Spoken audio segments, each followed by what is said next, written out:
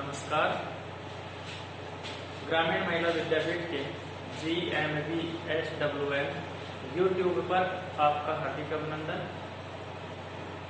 आज हम BA द्वितीय वर्ष की ज्योग्राफी ऑफ राजस्थान का भूगोल पेपर की अपवाह तंत्र प्रकरण को हम पढ़ेंगे, जिसमें हमारा जो टॉपिक होगा आज का वो होंगी झीलें।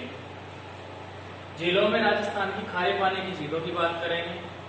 झीलें दो प्रकार की हैं, मीठे पानी की झीलें और खारे पानी की झीलें। तो हम सबसे पहले खारे पानी की झीलों की बात करेंगे। खारे पानी की कौन कौन सी झीलें हैं वो अगर हम मान लो हमको याद हो जाए तो मीठे पानी की जो बचेगी वो मीठे पानी की झीलें बचेगी। बस कंपटीशन में भी यही पूछा जाता है कौन सी झीलें हैं, कौन सी खारे हैं, कौन सी मीठी है। तो खारे पानी की विशेषकर 2-3 झीलें पूछी जाती हैं। बालसमंद झील, कायलाना झील, ये झीलें पूछी जाती है स्थान से संबंधित। तो यहाँ हमारे 2-3 झीलें हैं, उनका डिस्क्राइब अध्ययन करेंगे। बाकी जो झीलें हैं उनका केवल झीलें यानी कि कौन से जिले में कौन सी झील है उनकी हम बात कर लेंगे। तो आज आओ हम शुरू करते हैं। आज हम खारे पानी की झीलों की बात करें। तो यहाँ एक ट्रिक है और उस ट्रिक से हम खारे पानी की लगभग राजस्थान की जो झीलें हैं मुख्य वो हमको याद हो जाएगी। ट्रिक इस प्रकार से है।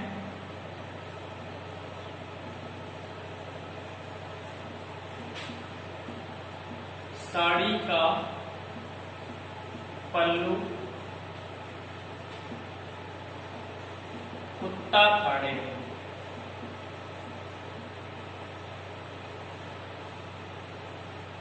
याद हो जाएगा, 1-2 बार रिपीट करोगे आप याद हो जाएगा। साड़ी का पल्लू कुत्ता फाड़े रे। इसमें हमारी सा का मतलब है सांभर, डी का मतलब है डिडवाना,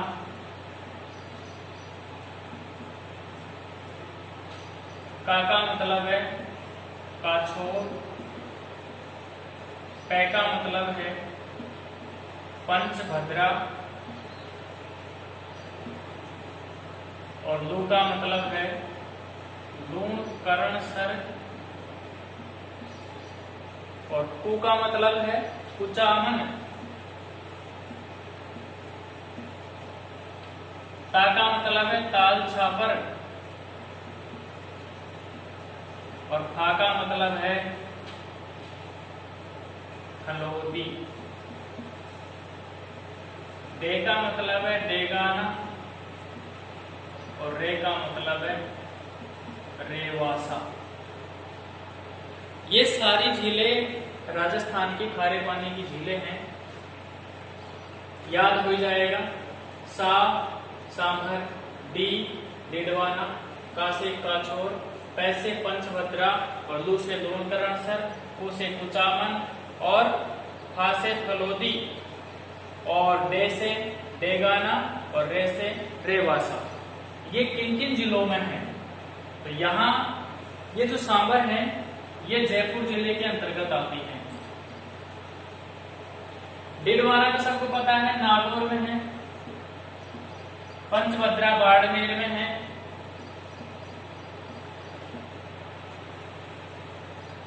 काछोर ये है, इसका मैं थोड़ा आपको बाद में बता दूंगा। लूणकरणसर बीकानेर में है, कुचामन नागौर में है और ताल छापर चूरू में है, हलोदी जोधपुर में है और रेवासा सीकर में है। ये जिलों में ये खारे पानी की झीलें अवस्थित हैं। आज हम बात करेंगे मुख्य खारे पानी की झीलों की। तो इन झीलों के साथ में हम ये भी बात कर लेंगे कि वहां के आसपास में ऐतिहासिक दृष्टि से उसको कैसे देखा जाता है, क्या महत्व है उस झील का, किस तरीके से वहां पर और भी कुछ और विशेषताएं हैं जिनके कारण ये और भी ज्यादा प्रसिद्धि को प्राप्त हो गई हैं। तो चलो आओ हम पढ़ते हैं। आज हम सबसे पहले बात करेंगे हम सांबर झील की। ये सांबर झील है, सांबर झील। इसकी बनावट कुछ इस तरीके से है, यानी कि ये 3 जिलों की सीमाएं इससे लगती हैं। ये हमारा नागौर जिला है, ये अजमेर है और ये जयपुर है। 3 जिलों की सीमा लगती है, लेकिन तीनों जिलों का इसमें रजिस्ट्रेशन नहीं है। यानी कि जो भी डॉक्यूमेंट से संबंधित बातें हैं, प्रश्न आते हैं कि सांबर झील किस जिले के अंतर्गत आती है, तो उसका राइट आंसर होगा जयपुर। यानी कि जयपुर जिले के अंतर्गत ये झील आती है। तो इसमें इसकी क्या विशेषता है? भारत के 8.7% नमक का उत्पादन इसी झील से होता है। भारत के कुल 12% नमक का उत्पादन अकेला राजस्थान करता है, जिसमें से 8.7% जो नमक का उत्पादन होता है वो सांबर लेक करती है, यानी कि सांबर झील से उत्पादन होता है। इसके बाद में इसकी और विशेषताएं क्या है? इसकी लंबाई चौड़ाई की अगर हम बात करें तो यह 32 किलोमीटर लंबी है।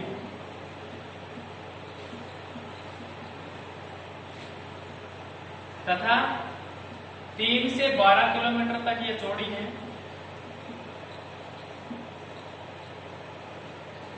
और यहां पर अब अगर हम बात करें कि इनमें कौन कौन से नाले हैं, नदियां हैं जो इसमें आकर के गिरती हैं, तो यह इधर से आती है मंथा नदी या मेधा नदी। यहां से रूपनगढ़ नदी आती है। और रूपनगढ़ के अलावा यहां से इधर की तरफ से आती है खारी और खंडेला। इन नदियों का यानी कि छोटी छोटी नदियां हैं, और इन नदियों को हम कह सकते हैं अंतर प्रवाह प्रणाली वाली नदी। यानी कि ऐसी नदी जो अपने जल को कुछ दूरी तक बहाने के बाद में, और ये किसी झील या आगे जाकर के विलुप्त हो जाना, आगे बढ़ नहीं पाती। इसलिए ऐसी नदियों को, ऐसी छोटी छोटी नदियों को हम कह सकते हैं कि ये अंतर प्रवाह प्रणाली की नदी है। तो ये रूपनगढ़ भी ऐसी नदी है, मंथा भी ऐसी है, खारी खंडेला ये भी ऐसी नदियां हैं। ये सांबर लेक में अपने जल को गिराती हैं और इसके जल की वृद्धि करती हैं। इस झील की एक खास विशेषता है, यहां से जो नमक तैयार होता है वो होता है क्यार विधि से। क्यार विधि क्या है? क्यार विधि है इस तरीके से क्यारियां तैयार कर ली जाती हैं, इस तरीके से। इसका जो जल है वो वाष्पोत्सर्जन हो जाता है, और जो नमक की मोटे स्फटिक बचते हैं, परतें बचती हैं, उनका उत्पादन कर लिया जाता है। यहाँ हिंदुस्तान साल्ट्स वर्क्स लिमिटेड भी स्थापित किया गया है, जो कि भारत सरकार का उपक्रम है। वो यहाँ नमक बनाने का काम करता है। इसको अगर मान लो इस टॉपिक को हम और भी बड़ा करना चाहें तो इसको और भी कर सकते हैं। जैसे यहाँ पर सांबर झील के पास में ही शाकंभरी माता का मंदिर है।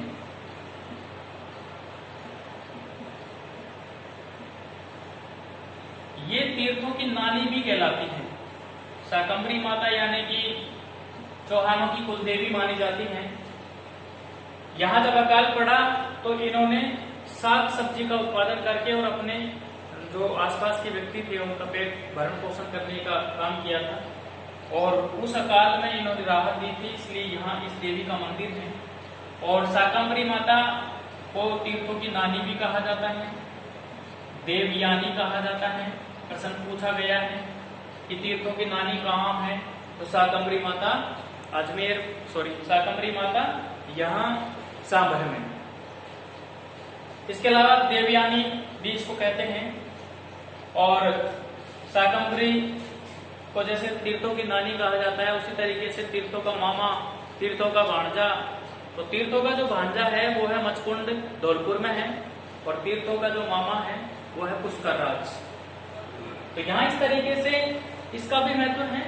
यहाँ बताया जाता है कि संत दादू दयाल की भी कर्मस्थली रही है।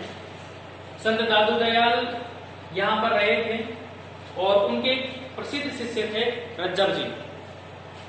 रज्जब जी की जब शादी होती है तो रज्जब जी शादी में यानी कि दूल्हे के वेश में अपने गुरु से, जैसे अपन भी कुल देवता हो के या फिर कुल जो इष्ट देवता होते हैं उनके पास में जब हम मन्नत मांगने जाते हैं, तो उसी तरीके से रज्जब जी भी यहाँ अपने गुरु के पास में आए, दादू दयाल के पास में आए। और दादू दयाल के पास में जैसे ही वो दूल्हे के वेश में रज्जब जी आया, तो रज्जब जी को देख करके दादू ने मुंह फेर लिया। तो दादू से रज्जब जी बोले कि गुरु जी आपने मुंह क्यों फेर लिया, मेरे तो आप सब कुछ हो। तो उसने कहा दादू ने कि रज्जब जी थे गजब किया, बांध लिया सेरा पे मोड़, आया था हरे भजन को कर लिया खोर। तो इस बात से ये उनको ऐसा लगा, रज्जब को एक धक्का सा लगा कि मैंने आखिरकार क्या कर लिया, मैं किस उद्देश्य से यहाँ इस जन्म में आया हूँ और मैं क्या कर रहा हूँ। मैं संसार में एक जकड़न कर रहा हूँ, संसार के उलझनों में उलझ रहा हूँ। तो ऐसी शिक्षा पा करके बताया जाता है कि जब रज्जब जी हैं वो उसी जगह से गए नहीं, और वो आजीवन रज्जब जी दूल्हे के वेश में रहे। और दूल्हे के वेश में जब वो रहे, बताया जाता है कि जब संत दादू दयाल मरे, तो दादू दयाल का जो स्थान है नारायणा में उनकी मौत हुई जयपुर में। तो जब उनकी मौत हुई तो रज्जब जी ने उनकी तरफ नहीं देखा। तो लोगों ने पूछा कि आपके तो सब कुछ दादू दयाल हैं, आप क्यों नहीं देख रहे। तो रज्जब जी ने बोला कि मेरे गुरु संत दादू जी मर ही नहीं सकते, मैं मरे हुए को क्या देखूं, मैं तो मरा हुआ नहीं मानता दादू दयाल को। तो इस तरीके से ये जो शाकंभरी है यानी कि ये सांभर जो झील है, इनके किनारे पर ये दादू दयाल का स्थान भी है। यहाँ जोधा अकबर का विवाह स्थल भी है। जोधा अकबर का विवाह स्थल के अलावा यहाँ एक मस्जिद है, यही एक मस्जिद भी है जो नालीसर मस्जिद कहलाती है। नालीसर सभ्यता भी यही है। इसके अलावा यहाँ सांभर झील में काफी नमक का उत्पादन होता है। और ये जो झील है, इसके अलावा भी नेक्स्ट जो झील है हमारी वो है पंचभद्रा। पंचभद्रा भी खारे पानी की झील है, ये बाड़मेर में पड़ती है। और पंचभद्रा झील को पंचा भील ने बनवाया था, ऐसा मान्यता है।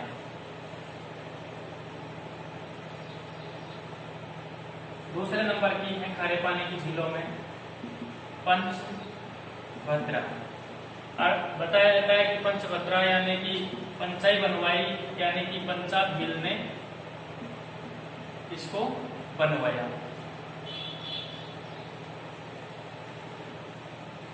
बाड़मेर में ये अवस्थित है, बाड़मेर में अवस्थित है। खारे पानी की बहुत अच्छी झील है, यानी कि इसमें बताया जाता है कि सबसे ज्यादा खारापन पाया जाता है, इसलिए सर्वश्रेष्ठ नमक उत्पादन करती है। यानी कि यहाँ पर जो ये खारवाली जाति के जो लोग हैं, वो खारवाल जाति के लोग यहाँ पर मोरली झाड़ू से नमक उत्पादन करने का काम करते हैं। इसमें जो NaCl की मात्रा है, NaCl की मात्रा है वो सबसे ज्यादा पाई जाती है, इसलिए इसको सर्वश्रेष्ठ नमक उत्पादन करने वाली झील माना जाता है। इसके अलावा यहाँ खारवाल जाति विशेषकर याद रखना कि खारवाल जाति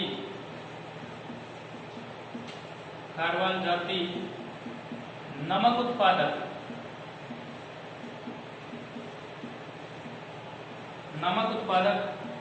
जाति के रूप में जानी जाती है।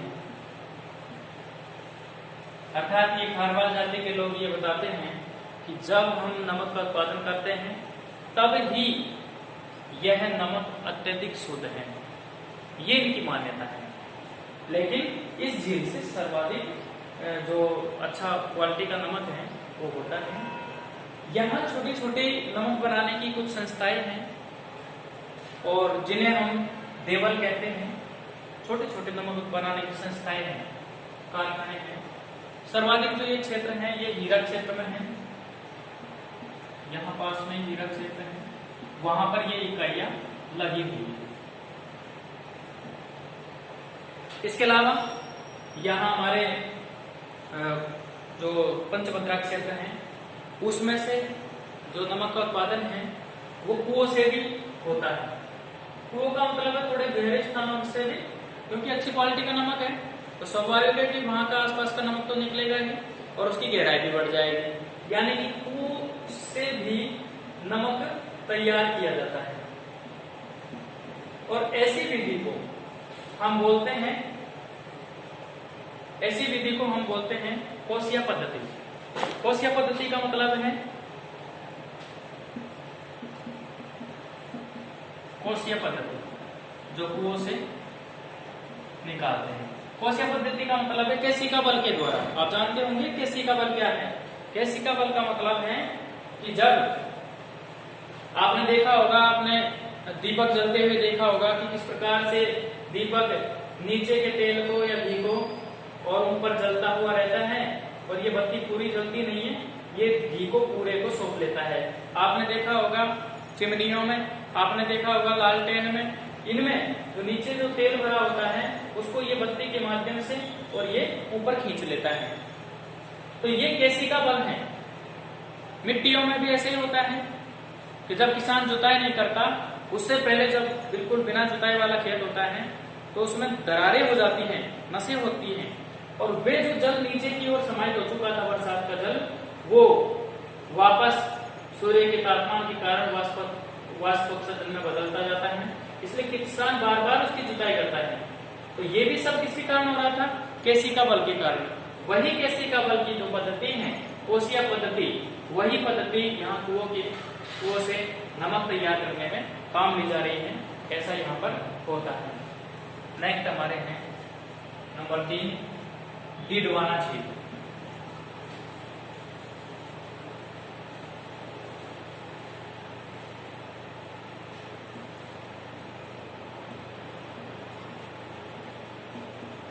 डीडवाना झील,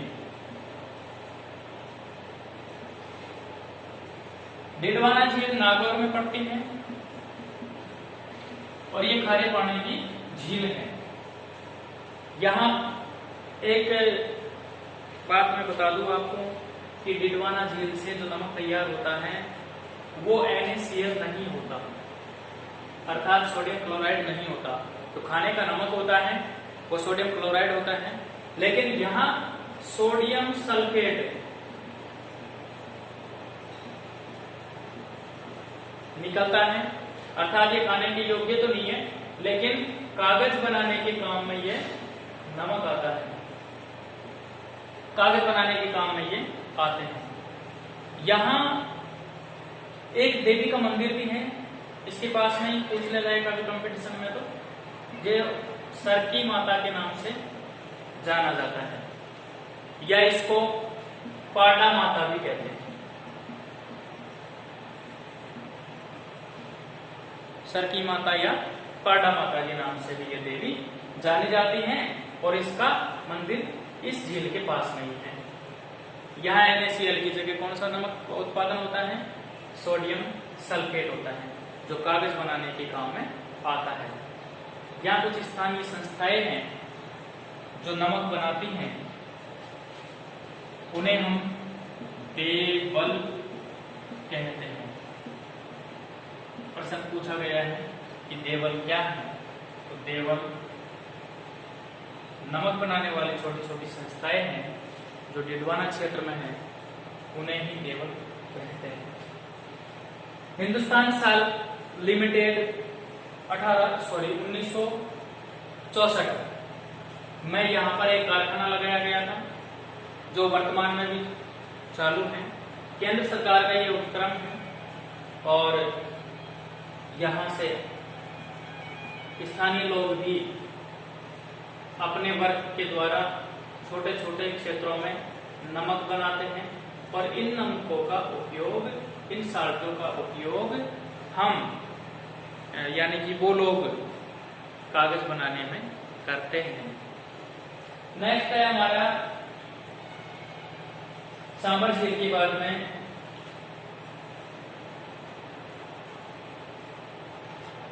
जो झीलें बसती हैं, खारे पानी की झीलें, वे खारे पानी की झीलें, उनके केवल क्षेत्र पूछे जाएंगे कि ये झील कहाँ पर है।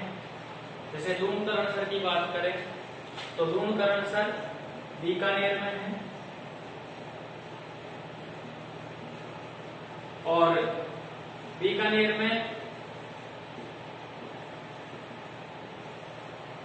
रावलूणकरणसर के कार्यकाल में इसकी स्थापना की गई है। इसको बनाया गया है। Thank you.